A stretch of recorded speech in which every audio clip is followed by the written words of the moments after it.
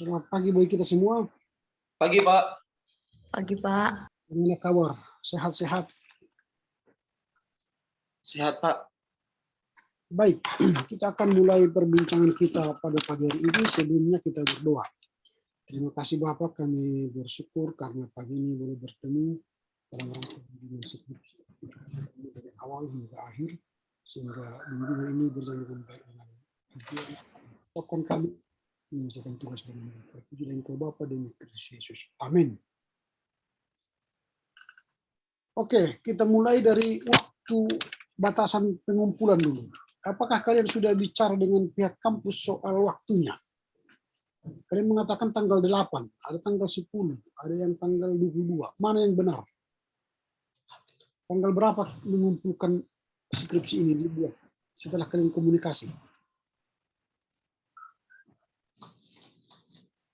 Ada yang memberikan jawaban?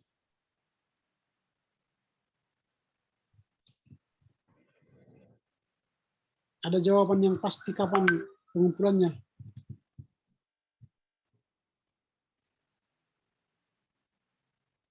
Tidak ada yang bisa memberikan jawab.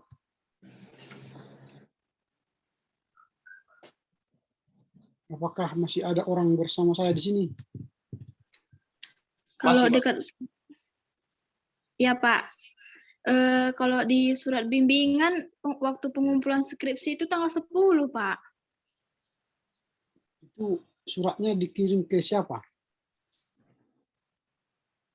Waktu yang surat yang kalian kirim ke saya ada kan waktu itu kalian kirim ke saya kan? Surat kalian itu ada di kalian kirim? Ada, Iya. Pak. Sama saya nggak ada kalian kirimkan surat apa itu ya? Kan hari itu saya suruh kalian memoto surat yang seharusnya saya terima. Itu kan kalian tidak kerjakan kan? Kemarin Pak sudah saya kirim, Pak. Bisakah dikirim ke saya lagi? Ini nggak ada sama saya.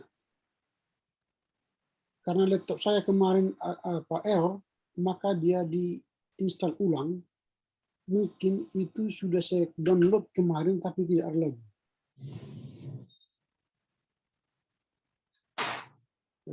Tolong dikirim lagi ya ke saya. Sama kemarin kan saya sudah kirim di grup kita jadwal bimbingan. Itu pun tidak ada lagi sama saya. Bisa nanti dikirim lagi itu. Ini sama saya semua hilang.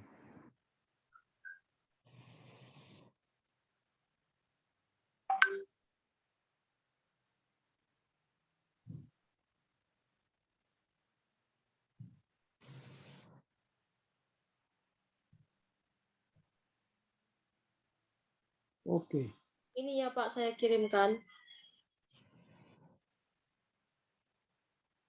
Oke.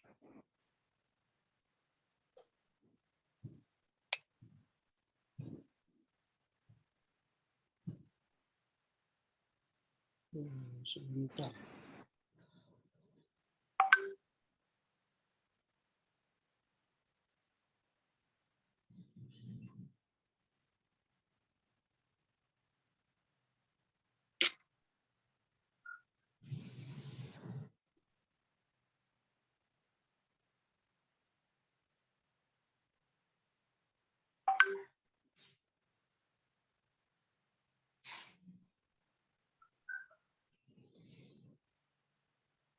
Ini kok ini?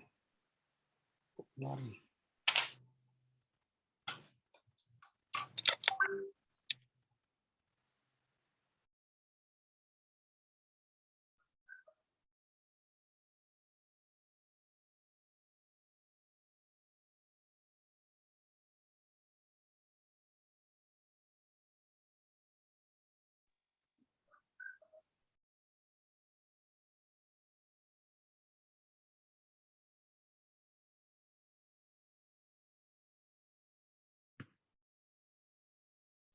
Ini tanggal 8 Februari ya? apakah berbeda-beda kalian waktunya? Kemarin kan tanggal 22 Februari. Di surat saya Pak tanggal 8 Februari Pak. Berarti semua tanggal 8 Februari. Sebenarnya kan Pak, itu dari kalender akademi itu tanggal 10 memang Pak. Itu yang betul Pak. Gitu. Coba saya lihat dulu kalender akademik.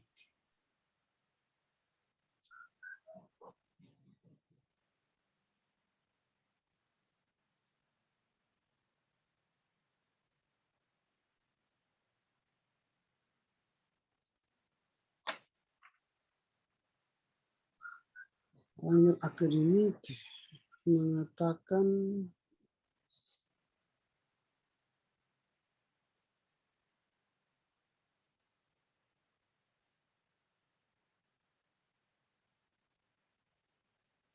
di kalender akademik tidak ada di sini pengumpulan skripsi. Ujian skripsinya tanggal 26. Pengumpulan batas pengumpulan. Atau ada sama kalian? Ini yang ada sama saya sekarang ini.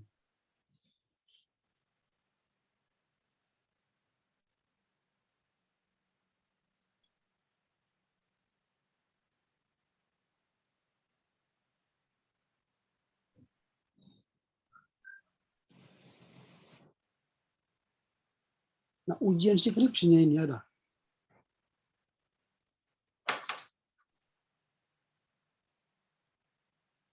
Ini. Tapi pengumpulan skripsi tidak disebut di sini. Tapi yang surat tadi yang kisi Olivia menyebut tanggal tanggal berapa tadi itu? Tanggal 8. Adakah sama kalian yang saya kirim dulu jadwal bimbingan itu? Kirim ulang dulu sama saya.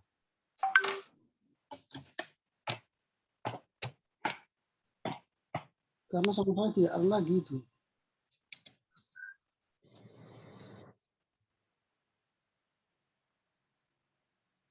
Oke, kalaupun tidak ada,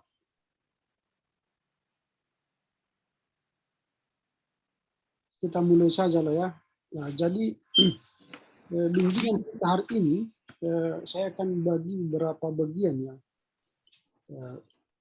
Nanti kita mulai ini untuk 1-2 orang. Lalu kita akan break nanti. Saya akan jemput anak saya sekitar 11:30 nanti. Lalu saya mengajar jam 2 sampai jam 4 di kampus. Nah, setelah itu kita akan bertemu lagi nanti jam 7 malam untuk menghabiskan semua materi yang sudah masuk ke saya. Nah, sebagian sudah kirimkan perbaikan yang sudah saya berikan catatan-catatan. Nanti selanjutnya akan saya kirimkan lagi kepada yang lain. Nah, sehingga hari ini sudah tuntas bimbingan yang sudah masuk ke saya. Kalau benar tanggal 8 kita kumpul, ini kan ada beberapa waktu lagi nih. Tanggal 8 itu kan hari Selasa ya. Selasa.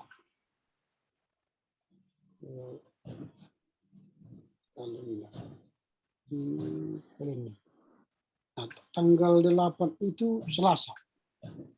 Nah, kalau bisa nanti setelah hari ini selesai saya berikan catatan, hari Minggu kita sudah ketemu lagi. Kita ketemu membahas yang kalau misalnya si Ricky masih bab 2, kalau bisa bab 3 sampai bab 5 hari Minggu sudah selesai. Misi Pak, Ricky di gelombang keduanya skripsi ini Pak, itu makanya Ricky berbeda dengan merekanya Pak. Gelombang kedua maksudnya? Kan bimbingan kan waktu sempro kemarin kan ada gelombang 1 gelombang kedua Pak gitu. Nah, itu makanya Ricky di gelombang keduanya itu, Pak. Itu tadi kan ujian skripsi gelombang pertama pun tadi kan ada di tanggal 8 yang sesuai dengan kalender akademik itu tadi, Pak. Ada gelombang 1, ada gelombang 2-nya kita, Pak. Bisa kau kirim ke saya suratnya itu. Karena aku nggak lihat semua surat-surat yang kalian apa. Ke WA Bapak itu, Pak, WA pribadi. Ya, nanti saya Ricky kirim lagi kembali, Pak. Saya tidak tahu. Berarti Ricky tidak ikut tanggal 8 ini? Enggak, Pak. Ada gelombang 1, gelombang kedua kita, Pak. Ricky di gelombang keduanya. Kalau gelombang kedua, ya orang ini gelombang kedua, Agustus sampai Februari itu gelombang kedua. Iya, Pak. Ya kamu masuk di situ. Kalau masuk di situ ya tanggal 8 Februari, nggak ada tanggal lain. Kalian kan gelombang kedua kemarin semua. Agustus sampai Februari. Kalau yang ini yang terakhir ini nanti bulan Agustus itu, bulan Juni berakhir. Yang kemarin, yang Januari. Tingkat Istanbul 2017-2018. Kalian kan tahun yang lalu ini. Dan akan dikumpul Februari. Jadi kalau Ricky masih bab 2, ya kejarlah sampai kalau ikut nanti mau tanggal 26 ini ujian, sampai bab 5 hari Minggu. Ayo juga gitu, selesaikan nanti hari Minggu bab 4, bab 5. Kalau Lea sama Olivia itu sudah tinggal memoles saya itu, karena sudah selesai mereka sampai bab 5. Nah, kalian berdua sekarang, kalau mau ikut tanggal 26, dikejar sampai hari Minggu. Supaya nanti kita ketemu hari Seninnya, kita sudah memoles. Supaya bisa dikumpul hari Selasa. Nah, kalau tidak begitu nanti ya pertambahan waktu. Nah, pertambahan waktu kan biaya juga. Nah, nanti dikirimlah semua dulu ke saya. Foto apa itu, suratnya itu. Iya, Pak. Supaya saya baca apanya. Ini si yang sudah kirim tadi si Olivia ya. Ini sudah jelas di sini tulis tanggal 8 Februari. Nah, apabila sampai menambah waktu 3 bulan yang bersangkutan tidak dapat menyelesaikan, maka skripsinya diseminarkan kembali. Nah, kalau tanggal 8 Februari, apabila dalam waktu tersebut mahasiswa yang bersangkutan tidak menyelesaikan penyelesaian skripsi, maka diberikan tambahan waktu selama 3 bulan. Terhitung tanggal 9 Februari sampai dengan 8 Mei 2022. Kalau nanti tanggal 8 kalian tidak bisa kumpul, maka akan diperpanjang 3 bulan. Mulai 9 Februari sampai 8 Mei 2022. Nah, kalau itu nanti tidak dikerjakan sampai tanggal bulan Mei, baru di seminar ulang lagi. Itu kan sudah dibuat itu dia Pak, jadi keterangan itu. Nah, supaya kita berpedoman ke sana. Pak, itu surat Ricky dari Ricky kirim ke WA Bapak ya, Pak. Oke. Saya baca dulu ya. Oke. Nah, kamu tanggal 26 Maret ya? Iya, Pak. Oke. Kejarlah. Karena ini kamu udah batas akhir ini. Iya, Pak. Jika tidak selesai bulan Maret, maka diperpanjang 3 bulan lagi sampai Juni. Lalu kalau tidak, kamu sudah harus menyelesaikan tanpa apa-apa ya. Ini sudah peringatan terakhir ini sama kamu. Iya, Pak. Oke, berarti kita fokus dulu kepada orang yang 3 ini. Saudara Ayu, Olivia, sama Lea. Oke ya, nanti Ayu selesaikan nanti ya sampai Minggu bab 4, bab 5. Kalau tidak ya tambah waktu. Kalau Lea sama Olivia ini sudah hampir rampung ini. Oke, kita mulai satu persatu. Kalau saya berikan nanti pembahasan dari Ayu, itu bayangkan kalian juga sama menerima pembahasan yang sama ya. Jika ada yang berkenan kepada kalian, perbaiki langsung. Supaya jangan saya ulang-ulang lagi nanti persoalan itu untuk kalian semua. Satu untuk semua ya. Nah, kita mulai dari Ayu. setiap judul harus huruf besar. Harus huruf besar. Setiap judul. Lalu fontsnya hurufnya 18. Setiap judul nanti. Judul bab 1, bab 2, kata pengantar, bab 1, bab 2, bab 3, bab 4, bab 5, kepustakaan, huruf besar dengan font 18. Itu diaturan kita itu. Sudah jelas itu diaturkan. Kalian kan ada buku apa itu kan? Buku panduan penulis skripsi kan? Nah, dibaca itu ada aturannya.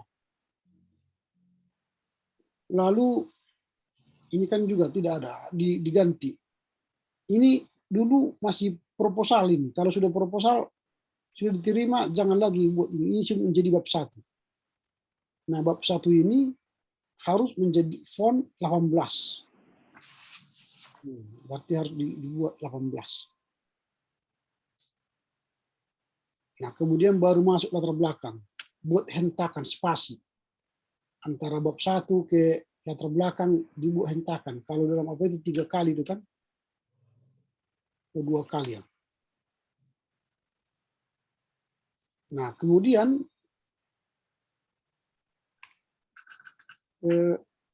cetakan seperti ini, huruf kecil ini. Cetakan. Huruf kecil.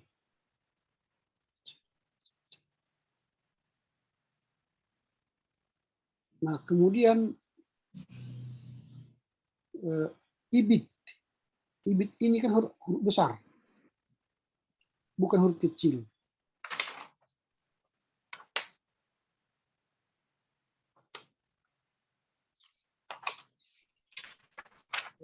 Kemudian ini spasi, ini jarak ini dekatkan lagi ke sini. Ini supaya jangan ada spasi. Ini.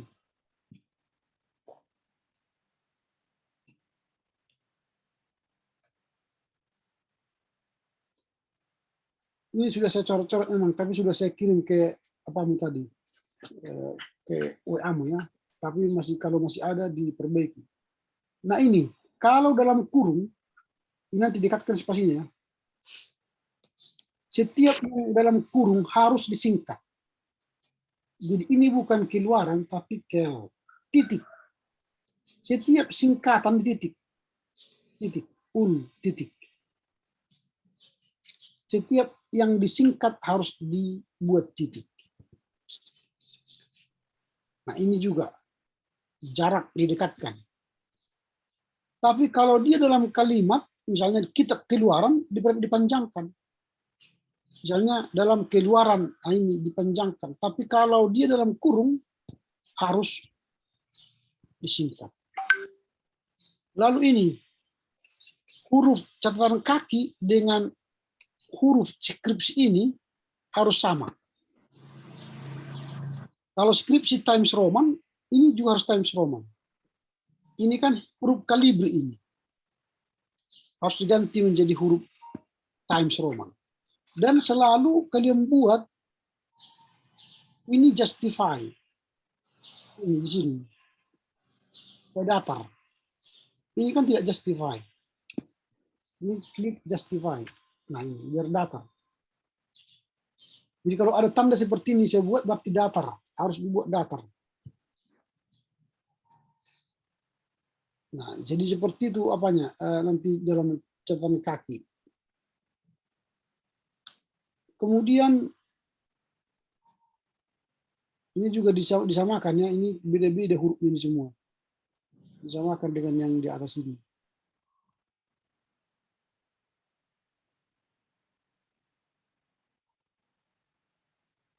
Oke, ini jadi bergerak ya.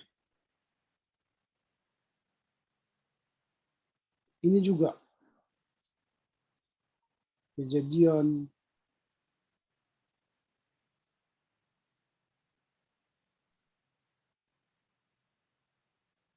ini sudah bergerak dia tadi sudah saya bocoran ya. Ini maksudnya ini sih. Matus ya. karena sudah bergerak dia jadi bergerak semua. Bilangan ini kan bilangan Petrus, Lukas, Amos, Roma itu banyak sekali. Ini juga hurufnya tidak sama dengan apa?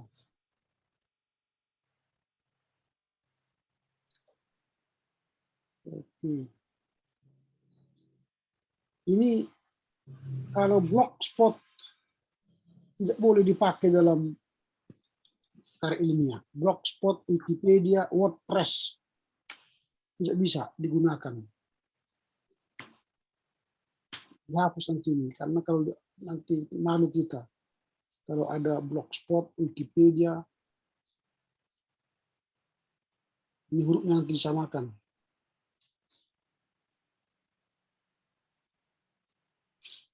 Nah,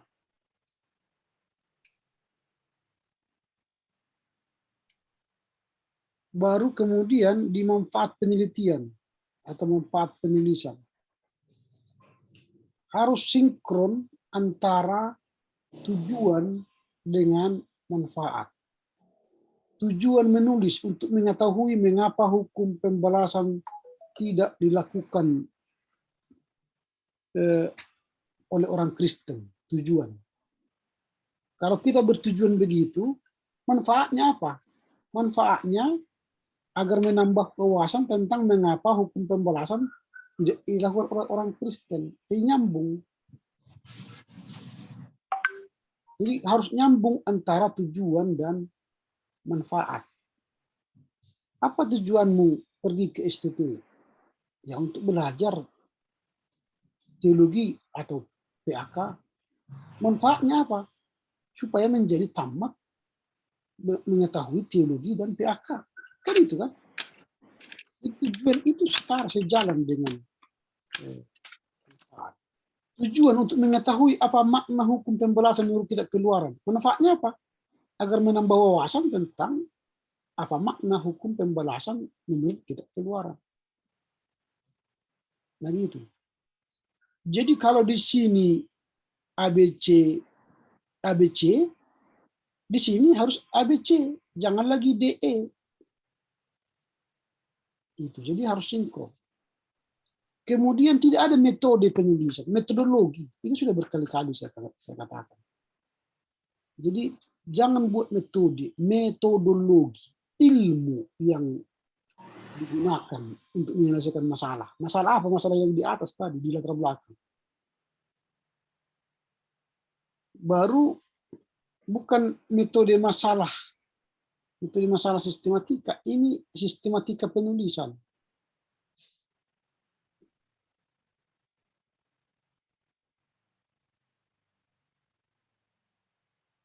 Nah, di sini nanti bukan tentang ya, tetapi apa? Tinjauan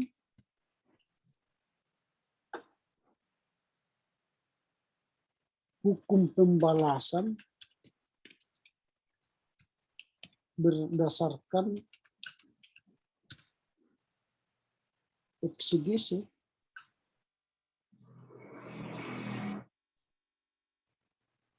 Kan itu yang mau tinjau, kan yang mau dilihat. Bahwa nanti ini hukum pembalasan menurut ini berkesimpulan. Bahwa daftar pustaka tidak perlu lagi. Karena nanti di akhir itu, di bab 5. Akhir setelah bab 5 nanti kepustakaan ini dihapus. Ini untuk bab 1. Ini sudah saya kirim ke siapa si Ain. Nah, untuk bab 2-nya.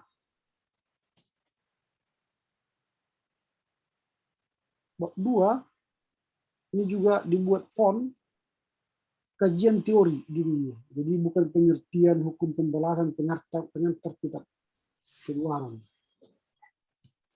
Baru isinya sama, pengertian hukum pembalasan secara umum, pengertian dan sebagainya. Judul buku tidak boleh disingkat. KBBI nggak ada judul buku KBBI, tapi harus dipanjangkan. Nanti setiap singkatan ya setiap singkatan harus pakai titik. Yes, tahu, 2 tahu, namanya pun singkatan, jadi pakai titik lah.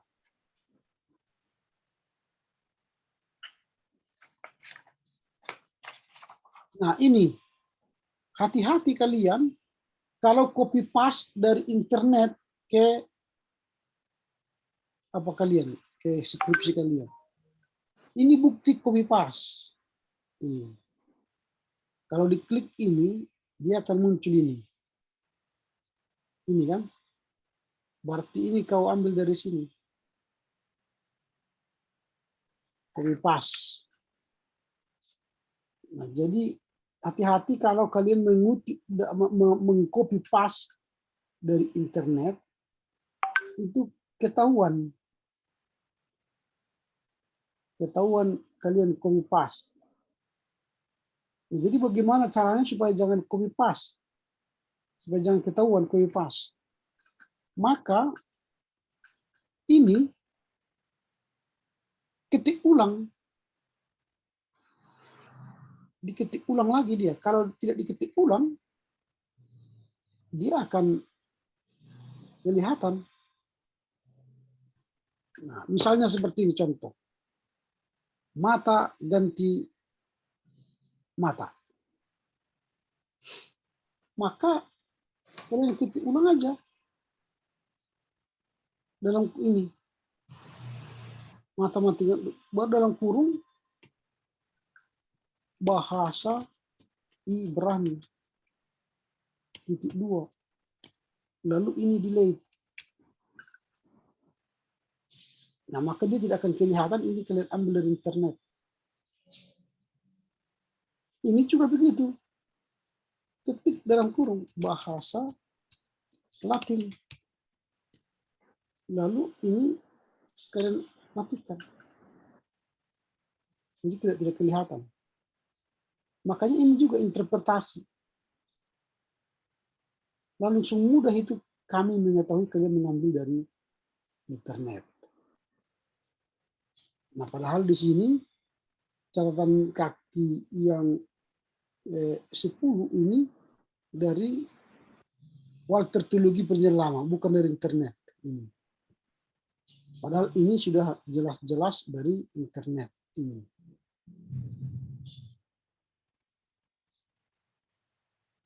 ya, ini dari internet ini semua. Nah, di sini kalian jangan bermain spekulasi, apalagi nanti pada akhirnya kalian akan masukkan ke Turnitin, kelihatan nanti dari mana kalian buat dari ambil ini. Apalagi kalau dari internet langsung kelihatan nanti ini dari ini langsung kelihatan. Kalau ini misalnya saya buka nih, klik langsung kelihatan ini.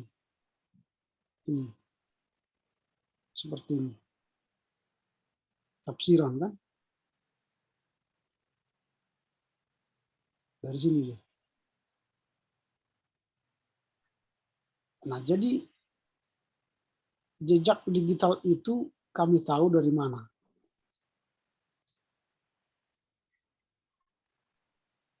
Nah, Turnitin apalagi? Nanti kalau Turnitin yang langsung dia lihat semua. Ini dekatkan nanti ini. Ini harus konsisten. Kalau pakai BPKGM, BPKGM. Tapi kalau mau pakai BPK Gunung Mulia, ya BPK Gunung Mulia. Misalnya mana contoh BPK Gunung Mulia?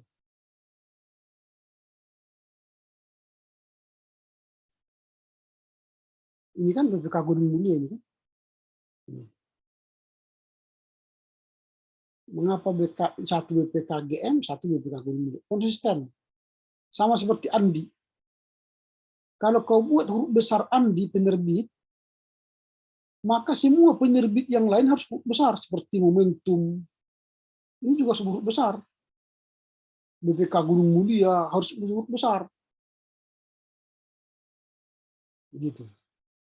Jadi kalau huruf kecil, huruf besar, huruf besar. Itu namanya konsisten menulis. Ya, konsisten. Nah, seperti ini ya. Ini saya hilangkan dulu. Ada Mesir titik. Padahal di sini titik. 2 titik. Jadi dalam penulisan yang benar, titik ini dihapus. Dan titik inilah sebagai titik semua. Nah, ini singkatan titik, pakai titik semua. Nah, begitu ya. Harus konsisten. Sama ini kan enggak konsisten kan. Ini IKP, ini gandum emas, huruf kecil.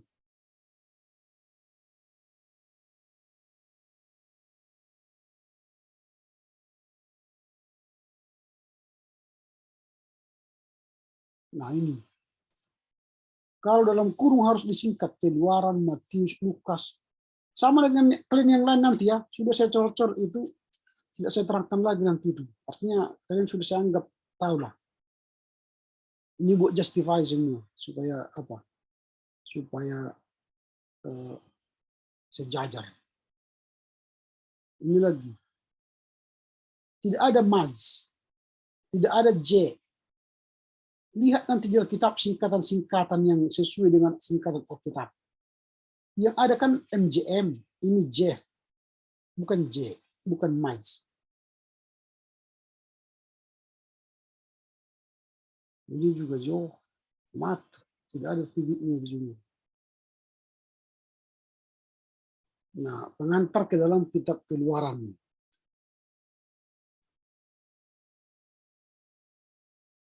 Ini juga nanti saya jajarkan.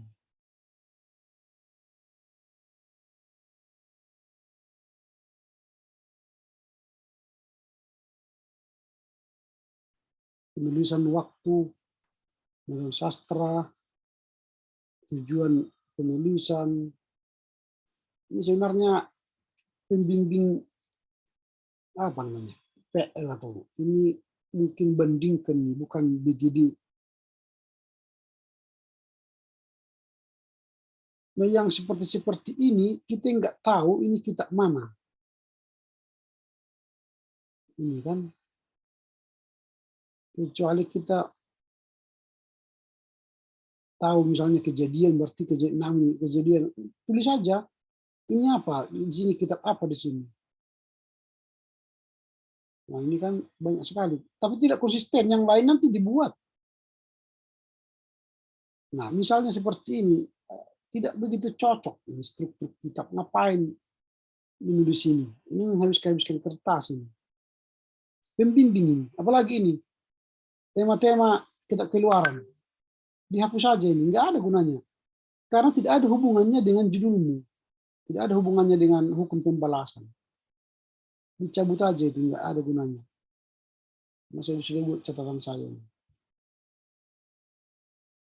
Yang tidak berguna jangan dimasukkan. Karena itu menambah kertas. Menambah tebalnya apa? Skripsi, tapi tidak berguna.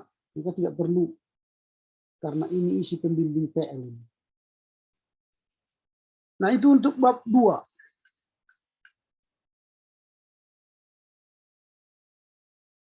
Nah untuk bab 3,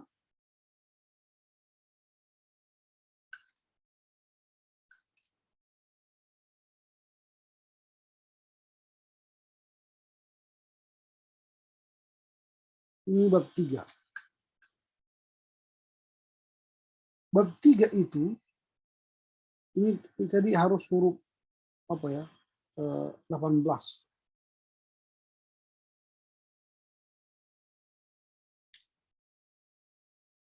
Tinjauan hukum pembalasan berdasarkan eksegese. Bukan tinjauan eksegese kanonical terhadap ini, bukan. Yang kau hendak bahas kan ini, bukan ini. Yang hendak kau bahas itu topiknya ini. Maka itu yang kau tinjau. Bagaimana hukum pembalasan itu berdasarkan Keluaran 21 dengan 4:25, yang kamu lihat dengan pisau bedahnya eksegese kanonikal. Nah, ini pengertian penafsiran Alkitab tidak perlu ini. Ngapain membahas ini? Langsung aja ke ini, metode eksegesi kanonikal. Karena ini yang kau butuhkan. Ini kan pengetahuan umumnya ini. Soal metode penafsiran Alkitab. Apa yang dibahas. Nah, langsung aja ke sini. Nah, nanti ini juga saya jajarkan. Latar belakang metode kanonikal. Kemudian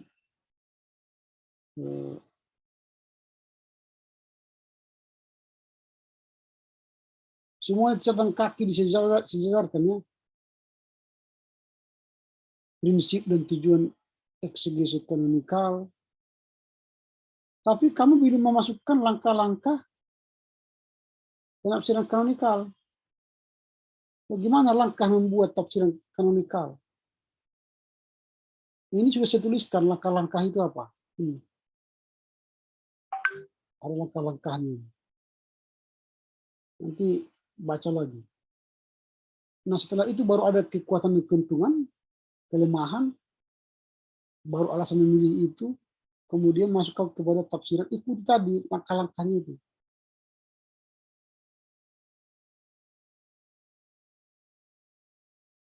Kemudian sudah sampai ke tafsiran dengan ayat nanti kau buat, ini sudah selesai ini.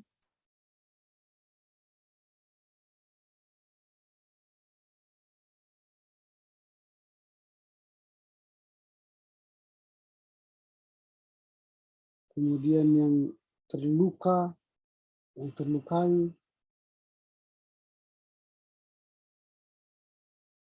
nanti dibuat sejajar.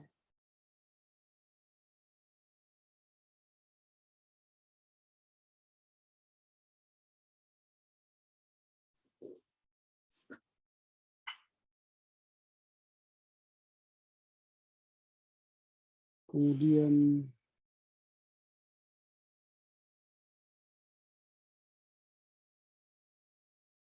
ya, ini bab 3 ya, untuk apa namanya, untuk Ayub. Nanti teruskan kerjakan bab 4. Bab 5 baru kepustakaan nanti. Supaya bisa selesai hari Selasa. Jangan main-main, waktu ini sudah dikejar. Oke, ada pertanyaanmu? Ayo Gultom, karena masih bab 3 kau kasih. Silakan, kalau ada pertanyaan. Untuk saat ini Pak tidak ada Pak. Ini sudah kau kasih sama dosen pembimbing lain? Sudah Pak. Sudah ada masukannya? Belum ada Pak. Tapi semalam saya kirimkan Pak. Kata Bapak itu saya baca dulu. Oke, kejar ini bab 4. Jangan tunggu lagi itu. Iya Pak. Jadi bab 4 itu nanti refleksi hukum pembalasan. Bagaimana relevansinya pada sekarang? Apakah hukum pembalasan itu masih digunakan atau tidak? Kalau digunakan, apa alasannya? Kalau tidak digunakan, apa alasannya? Dan menurutmu bagaimana? Relevankah itu untuk dilakukan sampai sekarang? Ya, buat analisa di bab 4. Lalu bandingkan dengan pemikiran-pemikiran orang atau agama-agama lain. Atau lihatlah dampak negatif positifnya jika dilakukan hukum pembalasan. Itu nanti kan itu soal relevansi ya. Kalau relevan nanti apa dasarnya, kalau tidak relevan apa dasarnya. Itu alasan nanti harus kau urai di situ. Sehingga kamu punya masukan ke pembaca bahwa hukum pembalasan itu tidak relevan lagi. Atau relevan. Nah, tergantung asumsi dan tergantung argumentasinya. Nah, lalu bagaimana sikap gereja? Kalau relevan, bagaimana sikap gereja? Kalau tidak relevan, bagaimana sikap gereja? Nah, jadi ada saranmu nanti. Oke ya. Oke, baru yang berikutnya yang kedua, Lea. Kita mulai dari bab 1.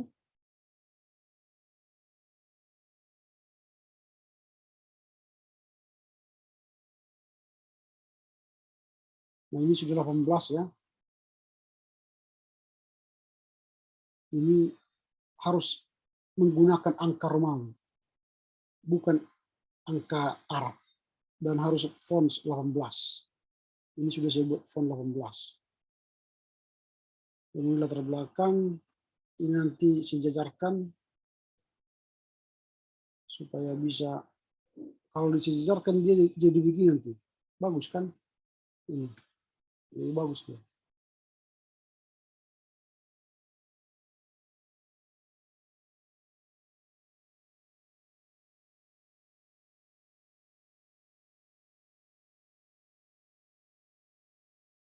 Nah ini, pertanyaanmu terlampau banyak, perumusan masalah. Kemarin kan sudah saya sampaikan, pertanyaan ini cukup 3. 1 pertanyaan inti dan 2 pertanyaan turunan. Kalau banyak, kita capek menjawabnya nanti. Apakah ini semua sudah kau jawab nanti di bab 1, bab 3 sampai bab 4? Kalau 5 pertanyaan ini, berarti semuanya harus kau jawab di bab 3, bab 4. Tapi kalau kau mampu menjawabnya, enggak apa-apa. Tapi setiap pertanyaan harus dijawab. Kalau tidak ada jawaban pertanyaan ini, tak usah buat pertanyaannya. Itu. Nanti kita lihat di bab 4. Dan sebenarnya dari jurang penelitian kemarin, kalau pertanyaannya guru Pak dan kemandirian belajar, bukan pertanyaannya apa yang dimaksud dengan kemandirian belajar. Saya tidak setuju dengan apa itu. Karena ini sudah banyak buku yang menjelaskan ini. Kemandirian belajar Allah menurut si bla bla bla bla sudah ada. Tapi mengapa guru Pak tidak mampu membuat mandiri belajar di SD, di sekolah SMP, TD per DD, itu tidak ada yang menulis, hanya kamu yang menulis. Maka pertanyaannya itu, mengapa? Seharusnya di sini, kemarin kan sudah sebut itu, mengapa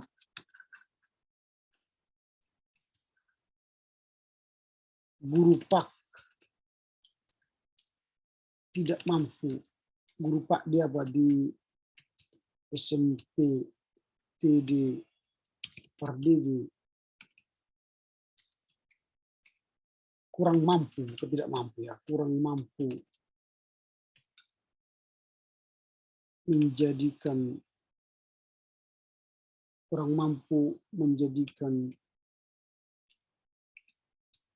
murid menjadi apa namanya, tidak mampu menanamkan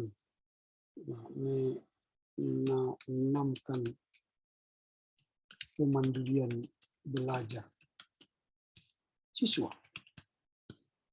Ini yang menjadi persoalan. Ini yang harus dijawab. Pertanyaan ini harus dijawab di bab 3. Ini pertanyaan utama penelitian. Karena persoalannya ialah guru Pak dan kemandirian belajar siswa. Pentingnya guru Pak dalam rangka menanamkan kemandirian pada siswa melalui metode pemberian tugas.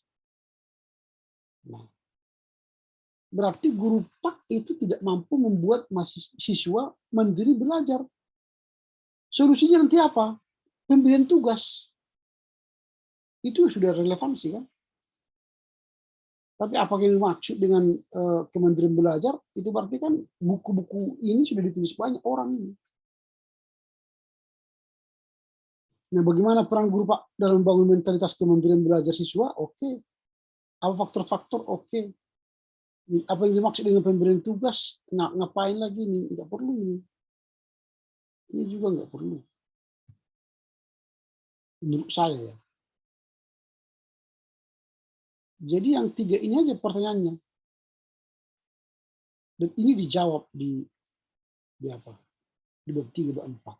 Jadi 1, 2, 3. Itu pertanyaannya. Lalu tujuan penelitian untuk mengetahui arti dan manfaat kemandirian belajar. Itu sudah ada buku-buku yang menulisnya. Yang mau kita cari sekarang jawabannya ini adalah untuk mengetahui ini mengapa guru Pak di DPRD kurang mampu menanamkan kemandirian siswa. Itu yang mau kita jawab. Itu yang mau kita ketahui.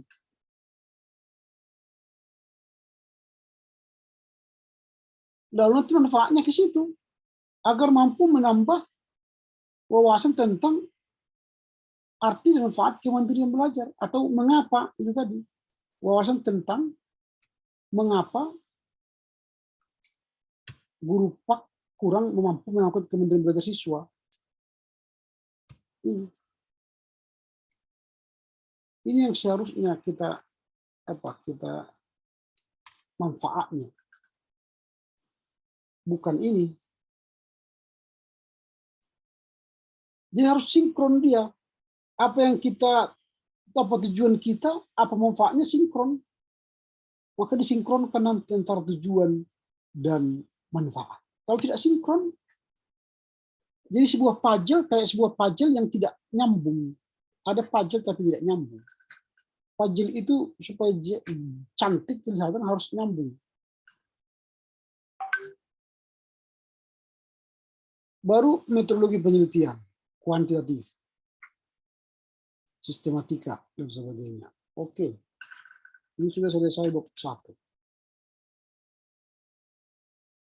Lalu bab 2,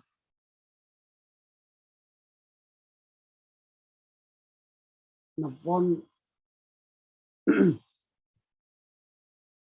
18, perangkat teori kemandirian belajar. Oke. Nah, ini selalu pasti ada penyuntingnya. Nanti cari nama penyuntingnya.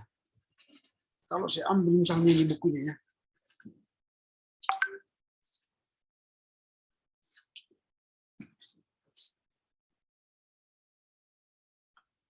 Ini bukunya.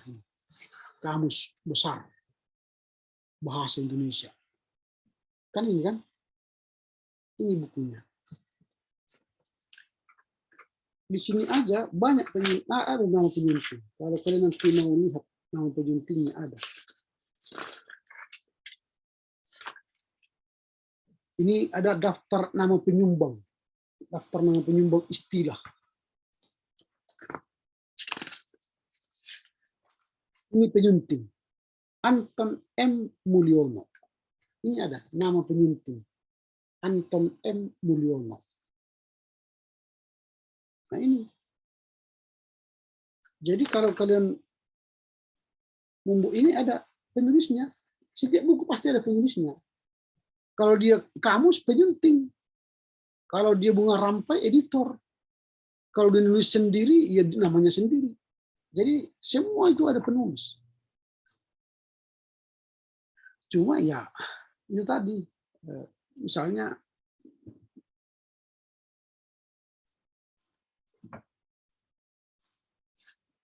ini yang terbaru, Kamus Gereja dan Teologi Kristen, baru terbit ini. Ada nama penyuntingnya ini, penyunting Jan Aritonang, Antonius Edi Kristanto. Ada nama penulisnya, ini penyuntingnya. Jadi buku ini ada, sama dengan Kamus tadi. Gitu ya. Jadi jangan biarkan kosong karena itu tidak ilmiah. Kalau kita buat titik-titik itu berarti tidak ilmiah. Karena dalam tulisan ilmiah harus ada penulis, penyunting, editor.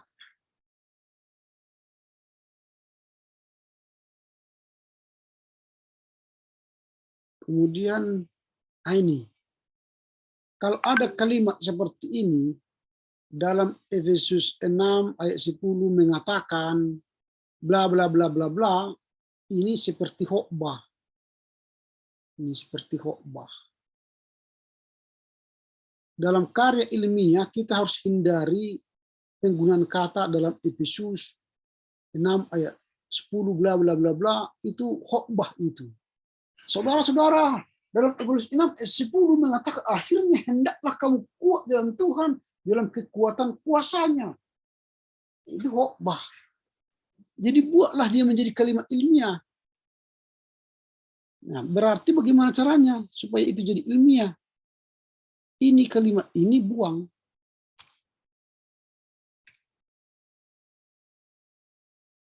Dan tadi kalimat tadi narasikan.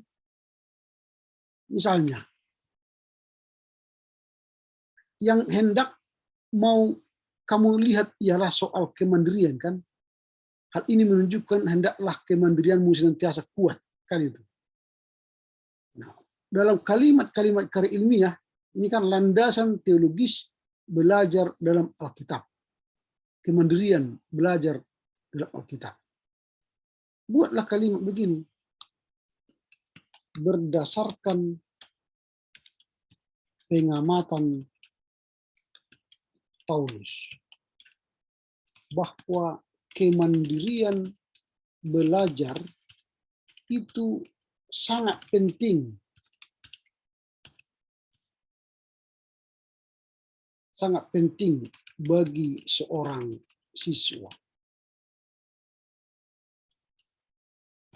Hal ini disebutkan Paulus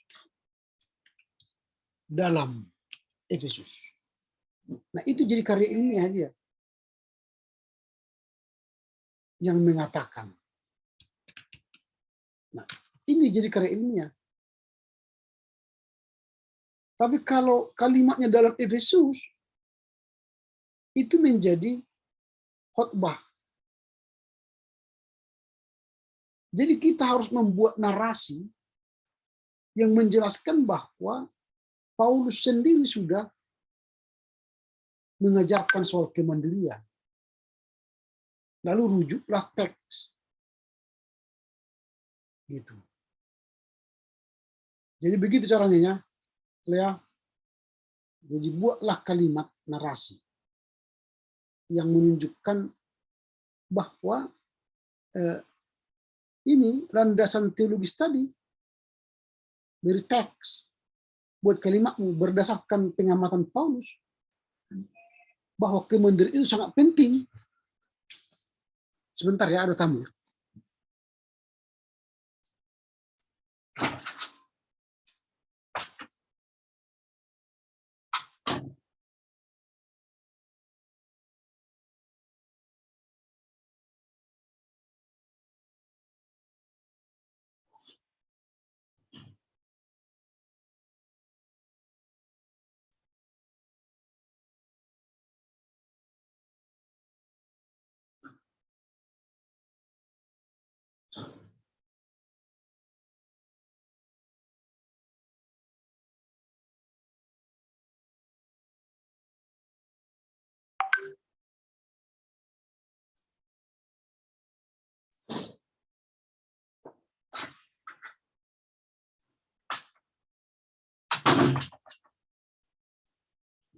Oke, jadi demikian caranya supaya tidak terkesan khotbah. Jadi kalimat yang memulai dengan ayat Alkitab itu khotbah. Dan itu banyak di sini saya temukan. Nanti kita lihat ke bawah ya. Ini juga tadi sudah saya katakan, ini juga harus konsisten. Tak usah saya ulangi lagi. Ini juga masih ada ini. Tak usah, kalau Alkitab ini tak usah, langsung Alkitab gitu ya. Tak usah buat penulisnya. Kemudian ini, kan masih ada ini kan. Hindari, nanti buat kalimat parafrasenya. Ini juga tak usah buat seperti itu. Kalau Alkitab, langsung aja Alkitab gitu. Di samping, di selalu menunjuk di, selalu pisahkan.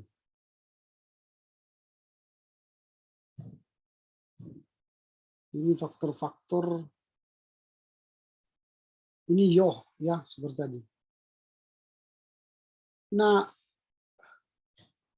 yang sering lagi kalian tidak perhatikan, setiapnya ya nya ini harus pakai apa namanya penghubung. Jadinya seperti ini. Itu sudah saya tulis tadi di apa itu nya, gitu ya. Harus ada penghubung ini. Kata pemilikan. Ini lagi kan dalam ini kalian buat lagi kayak khotbah dia ini. Jadi hindarilah kata-kata seperti ini. Nanti buat narasinya. Jangan dalam ini jadi apa namanya kayak khotbah. Dihindari ini.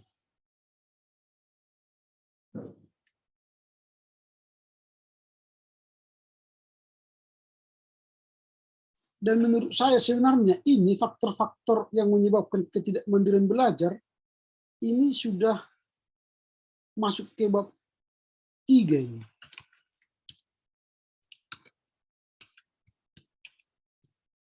Karena di situ kan nanti kamu akan menjawab mengapa guru tidak mampu mengajar anak-anak mandiri.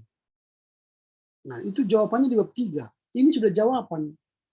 Faktor-faktor yang menyebabkan ketidakmandirian belajar itu sudah jawaban. Itu masuk bab 3.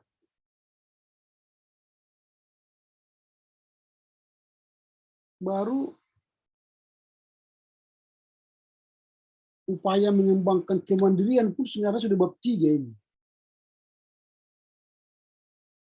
Nah, kalau seperti ini buku, ada education that is Christian, harus terjemahan kan? Karena penerbitnya Gandum Mas. Kalau Gandum Mas kan berarti terjemahan, lalu sebutkan siapa penerjemahnya. Nah, peran guru Pak membangun mentalitas kemandirian. Ini pun sebenarnya sudah masuk ke bab 3 ini. Karena sudah jawaban ini. Ini sudah bab 3 ini.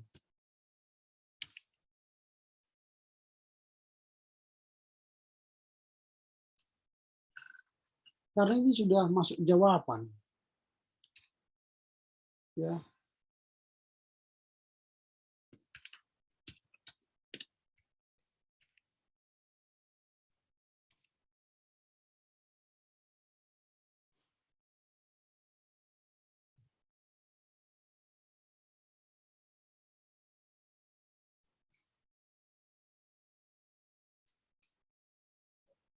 Kemudian ini lagi banyak lagi nih. Markus.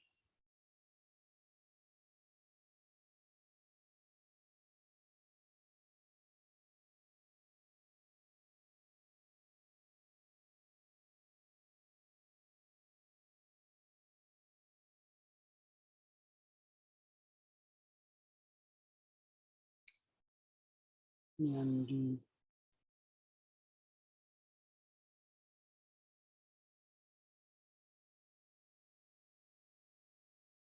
Nah, apalagi ini sebenarnya ini pun metode pemberian tugas sebagai bentuk kemandirian belajar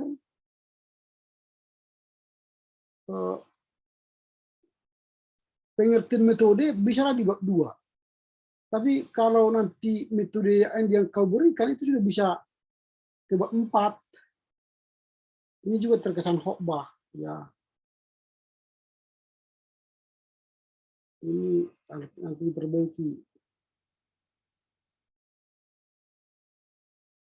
Nah, ini blogspot tidak bisa dijadikan sumber ilmiah.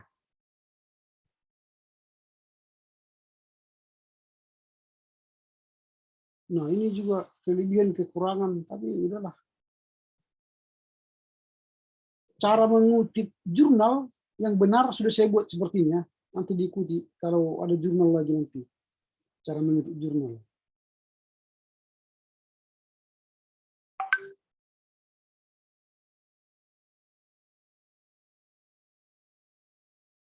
Ini banyak sebenarnya ini sudah masuk ke bab 3. Tapi dimasukkan di bab 2 ini sebenarnya hanya kerangka teori ya. Kalau sudah faktor-faktor itu sudah masuk ke bab 3. Apalagi ini penerapan kemandirian belajar pada siswa ini sudah jelas, ini bab 4 ini. Kalau sudah penerapan itu kan relevansi.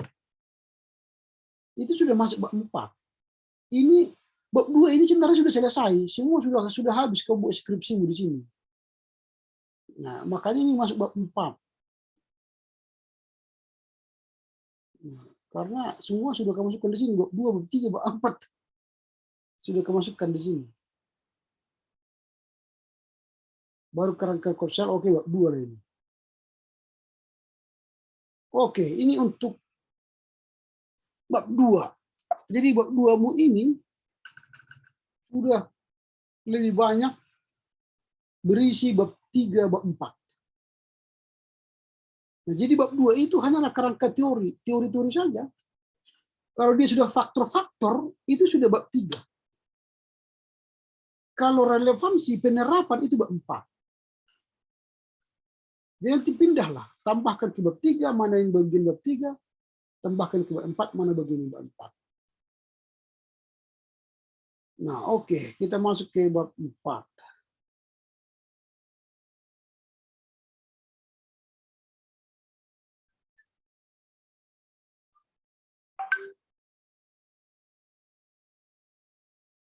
Nah, seperti yang katakan ini harus dia besar semua. Lalu dia 18. Nah, ini analisis data, pembuktian hipotesa, dan refleksi teologis untuk PAK. Mengapa refleksi teologis untuk PAK?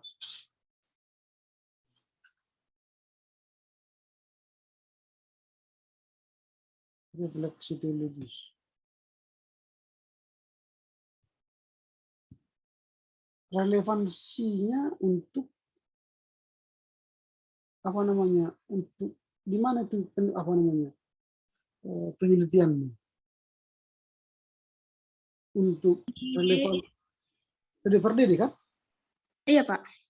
Nah, ke situ sebenarnya analisis data, pembuktian hipotesa, dan relevansinya. Harusnya gitu kan? Relevansinya pada siswa SMP TD/PD. Kan di situ penelitianmu. Kalau ke PAK ini terlampau jauh. Terlampau jauh apanya? Relevansinya. Karena enggak kau teliti sana, yang kau teliti kan di sini. Langsung aja relevansinya pada siswa SMP TD/PD. Nah, analisa pengolahan data. Nah, hal-hal seperti ini nanti kau perbaiki. Ini koma, najir, ini kan komanya jauh.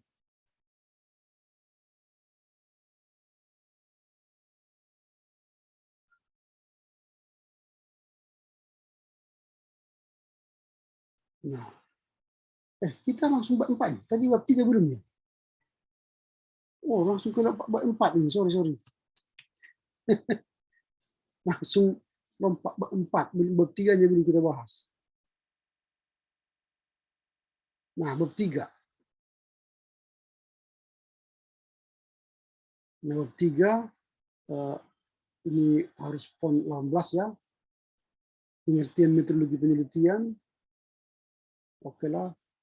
Nah, ini nanti menulis wawancara, hasil wawancara tidak seperti ini. Hasil wawancara dengan Mirkerus Sinaga SPD yang menjabat sebagai kepala sekolah, bukan begitu caranya. Caranya ialah wawancara dengan Mirkerus Sinaga SPD pada 13 Januari 2022 pukul 9.15 WIB. Titik. Baru jelaskan siapa dia. Beliau adalah kepala sekolah SMP TD/PD Foundation Sungai. Udah, itu aja apanya. Cara mengutip wawancara. Nanti ke bawah perbaiki ya, karena itu sudah saya buat nanti apa catatan-catatannya. Ini kan lihat catatan di atas gitu ya. Jadi kalau yang warna apanya itu lihat catatan di atas itu berarti perbaiki nanti penulisan cara menulis wawancara, sumber wawancara.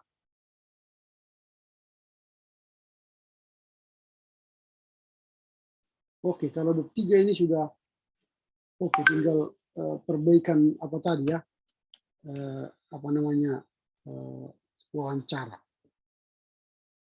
Lalu kita masuk bab 4.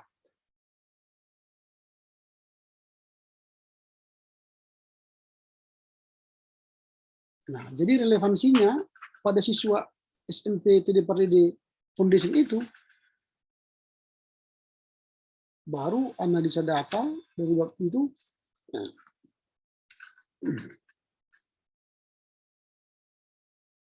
Temuan penelitian,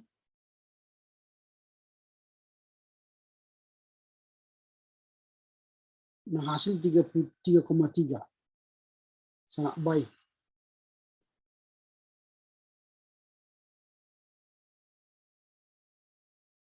Ini 3,19 baik.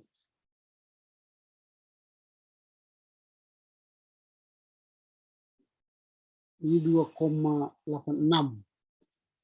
Masih kategori baik ya.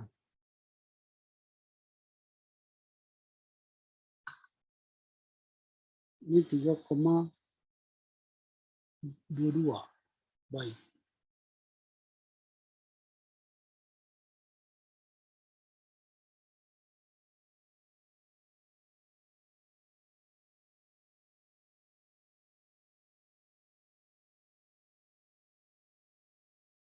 Nah, di sini dia yang sering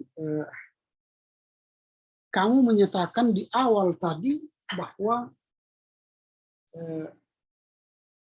kemandirian belajar itu oleh guru Pak tidak mampu, guru Pak itu ya, peran guru Pak itu tidak mampu mengajar anak-anak mandiri belajar.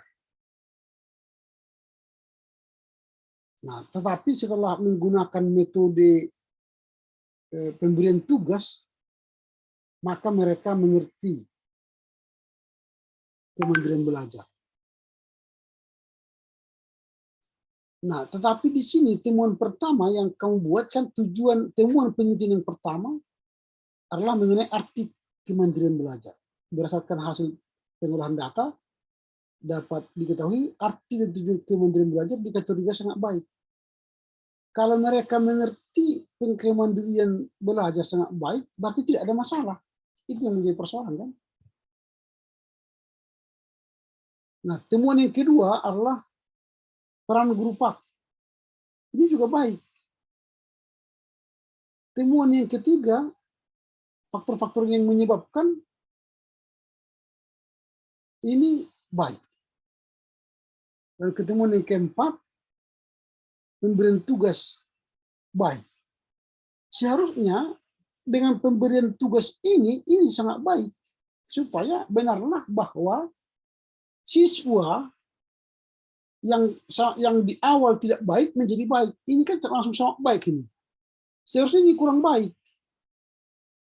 Kan itu. Mereka tidak mengerti apa itu kemandirian belajar. Berarti kurang baik. Tetapi dengan memberikan tugas di poin 3, di poin 4, maka mereka mengerti apa itu belajar, kemandirian belajar. Berarti harus baik. Berarti yang kelima, mengenai bagaimana tingkat kemandirian sebelum dan sesudah menerapkan, seharusnya ini harus sangat baik. Jangan lagi 3,18 kan? Nah ini yang nanti dipertanyakan oleh para penguji kepada Lea. Hati-hati di data ini, itu yang saya maksud. Hati-hati di data ini. Coba nanti lihat lagi, mengapa begitu. Nah, sebagaimana jelaskan pada hipotesa diajukan pada dua, jika guru pendidikan kebersihan menerapkan teknik pemberian tugas diduga akan memandirikan siswa belajar di SMP TDPRD. Berdasarkan hasil pengolahan di atas, sebagaimana dituliskan tabel, analisa hasil dari ke-10 aspek termasuk kategori baik. Hal ini menjelaskan bahwa adanya kesesuaian antara hipotesa dan temuan penelitian. Ya baik, harusnya sangat baik. Supaya terjadi pembuktian. Nah kalau hanya 3,15 ini misalnya, ini tidak sangat baik, masih baik dia. Harus bisa sangat baik. Nah, seperti ini tadi, penelitian ini kan sangat baik, 3,3. Nah, supaya pembuktian hipotesamu benar.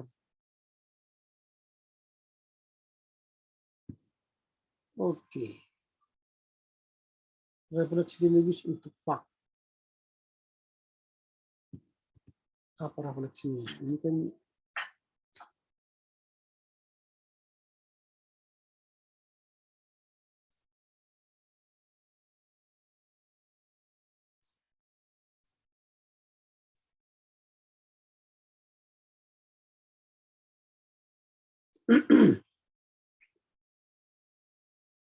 Nanti juga dia apa ya diperbaiki ini. Seperti begini. Refleksinya untuk pak. Mengapa untuk pak? Refleksinya ini untuk TD/PD masih umur itu.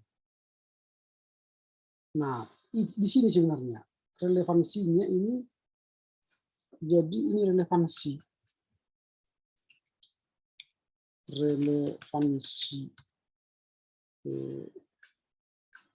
apa tadi di atas judul relevansi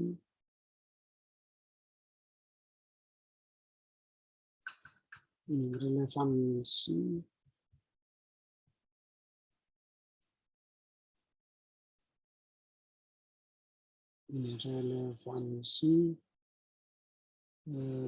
metode pemberian tugas bagi siswa SMP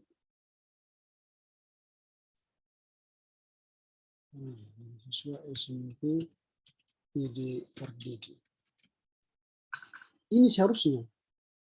Jadi bagaimana relevansi itu? Artinya begini, yang mau kamu sampaikan ialah dengan menggunakan metode pemberian tugas, siswa SMP PD/PD itu meningkat minat belajarnya. Itu yang aku jelaskan di sini. Jadi kemandirian belajar itu ternyata harus dipicu oleh metode pemberian tugas. Sehingga siswa SMP di PD/PD itu mandiri saat guru Pak itu memberikan tugas. Itu sebenarnya di sini. Kalau ini apanya? Ini masih abstrak ini, semua yang kau ini abstrak ini. Padahal sebenarnya kalau relevansi sudah konkret. Apa yang kau lakukan di sana? Apa yang harusnya guru Pak lakukan di SMP itu? Itulah makanya kamu menulis skripsi ini. Karena di awal tadi kamu melihat bahwa guru Pak itu tidak mampu mendirikan siswa. Tapi dengan refleksi ini kamu menjelaskan bahwa guru Pak itu mampu membuat siswa itu mandiri belajar dengan menggunakan metode pemberian tugas. Nah, itu di sini. Nah, mengerti ya Pak Lea? Maksud saya. Iya, Pak. Nah, itu di situ nanti apanya. Jadi di bab 4 itu terakhir ini relevansikanlah. Sehingga bukan refleksi untuk Pak, terlampau jauh dia refleksinya. Padahal tidak pernah kita bahas soal Pak di situ kan. Yang kita bahas soal metode pemberian tugas dan angket-angketmu pun kan bicara itu. Nah itu baru nanti kesimpulan. Kalau ini sudah oke, kesimpulan itu ini kesimpulanmu.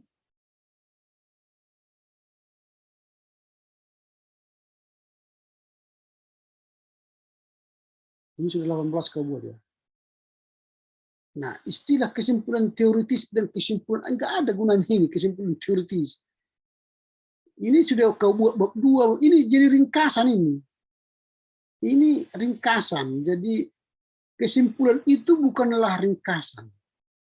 Ini tidak ada istilah kesimpulan teoritis. Apalagi nanti kesimpulan apalagi satu lagi. Kesimpulan praktis. Enggak ada istilah kesimpulan praktis. Ada kesimpulan itu supaya kalian tahu kesimpulan itu ini. Nah, kesimpulan tadi pertanyaan penelitiannya apa? Ini pertanyaan penelitian. Nah, kesimpulan ialah jawaban singkat dari pertanyaan ini. Jawaban singkat dari sini. Jadi bukanlah summary, ringkasan dari bab 2, bab 3, bab 4, bab 5. Enggak. Mengapa guru Pak tidak mampu, kurang mampu memandirikan siswa dalam belajar? Apa faktor-faktornya? Bagaimana solusinya? Nanti kau jawablah di bab 3, bab 4. Lalu setelah itu ketika ditanya apa rupanya persoalan Pak dalam mendirikan siswa di SMP Tidak Berdiri, jawab singkatnya apa? Nah, jawaban singkat itulah yang disebut dengan kesimpulan. Jadi kesimpulan itu adalah jawaban singkat terhadap pertanyaan penelitian kita. Jadi tidak ada kesimpulan tertentu sebab kemandirian tugas ini kan kayak apa? Keringkasan ini. Ringkasan. Kesimpulan praktis ini enggak. Jadi kesimpulannya begini. Guru pendidikan agama Kristen tidak mengalami kesulitan untuk memandirikan siswa belajar di SMP TD Pardede. Tetapi setelah dilakukan metode pembelajaran pemberian tugas, maka siswa menjadi aktif belajar secara mandiri. Itulah kesimpulan. Baru faktor yang menyebabkan siswa sulit mandiri, bla bla bla bla. Dan solusi yang baik untuk meningkatkan kemampuan belajar siswa adalah dengan metode pemberian tugas. Itu kesimpulannya. Itu kesimpulannya hanya 2 alinea. Lalu dari kesimpulan itulah timbul saran. Apa syarat itu? Hal-hal yang belum kita temukan di SMP itu. Yang seharusnya apa? Kalau memangnya kita melihat bahwa metode pemberian tugas itu adalah solusi yang terbaik untuk memandirikan minat belajar siswa, maka saran ialah supaya pihak yayasan atau pihak sekolah memberikan sarana prasarana untuk proses pembelajaran pemberian tugas kepada guru PAUD. Itu. Ini kesimpulan saran ini masih abstrak sekali. Saran itu tidak abstrak. Saran itu harus konkret. Apa yang harus dilakukan oleh SMP, kepala sekolah atau yayasan kah, untuk menunjang kemandirian siswa berdasarkan hasil penelitian tadi.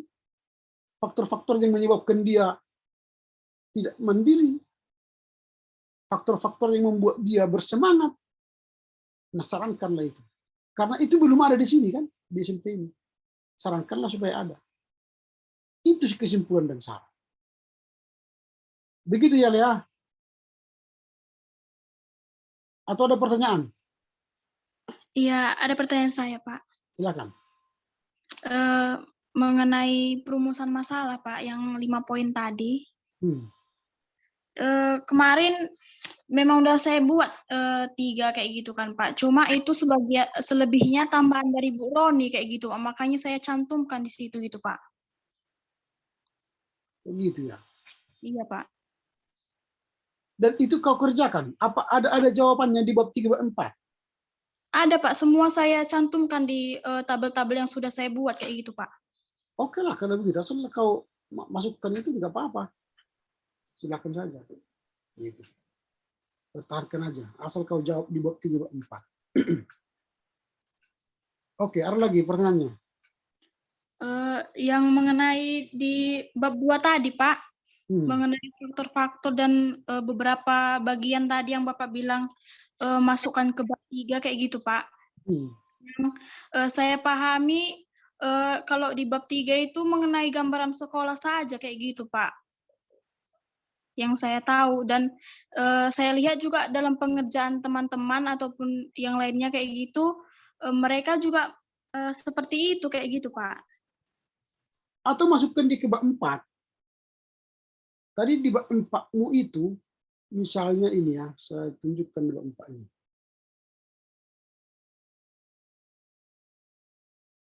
Bab 4. Ini. Di sini kan setelah ini kan, setelah hasil-hasil yang kau buat ini, baru nanti masukkanlah di sini faktor-faktor yang menyebabkan anak-anak itu tidak mau belajar mandiri. setelah ini, hasil temuan kan. Nah, hasil temuan pembuktian ini baru di sini. Di sini tadi faktor-faktor, kemudian ada lagi nanti penyerapan yang di bab 4 itu kan. Ini faktor-faktor. Di sini tambah jadi 4.5. Baru kemudian nah, kemudian tadi di bab 2 itu apa lagi? Bagian akhir tadi. Bab 2.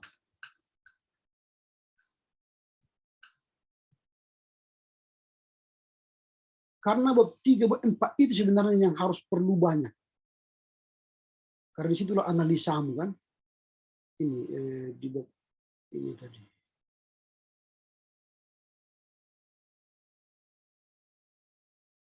Nah ini pentingnya. Bab 4. Ini masukkan aja ini ke apa? Ke bab 4, pentingnya guru PAK dalam rangka menanamkan kemandirian PAK. Ini dia bisa masuk bab 4 ini karena kamu sudah menganalisa tadi di bab 3, jadi dia masuk ke bab 4. Jadi di sini sebelum refleksi di sini ini jadi 46, baru ini 47. Refleksi akhirnya. Di situ faktor-faktor ini muncul dari hasil pembahasanmu tadi dari angket itu. Kau simpulkanlah faktor-faktor itu. Baru nanti kalimatmu berdasarkan hasil angket di atas, penulis menemukan beberapa faktor yang menyebabkan dan sebagainya. 1, 2, 3 dan sebagainya. Kau tuliskan yang tadi. Baru pentingnya berdasarkan hasil angket di atas, maka penulis menemukan pentingnya peran guru PAK menanamkan kemandirian, bla bla bla bla bla, baru refleksi. Gitu. Bisa dipahami kan? Sehingga bab 4 itulah jawaban panjang dari pertanyaan penelitian, bukan di bab 2. Bab 2 itu kerangka teori. Bagaimana, Lea? Mengerti kan? Iya, Pak. Oke, diperbaiki lah ya. Baru besok hari Minggu sudah bisa kau kirimkan daftar pustaka ya. Dan daftar informan yang kewawancara itu di belakang nanti supaya bisa kita selesaikan skripsinya. Oke, untuk Olivia nanti jam 7 kita membahas, dan untuk Ricky karena sudah tengah 12 ya. Baik, Pak. Saya harus jemput anak dulu. Saya dan persiapan untuk kuliah nanti jam 2. Oke, demikian pertemuan kita sore siang ini ya.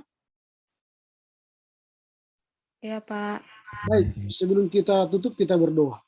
Terima kasih Bapak, kami bersyukur karena kami boleh menyelesaikan tugas hingga siang ini, dan kami akan lanjutkan nanti malam pada pukul 7. Berkati kami dalam nama Yesus. Amin. Oke ya, selamat siang bagi semua ya. Yang Pak.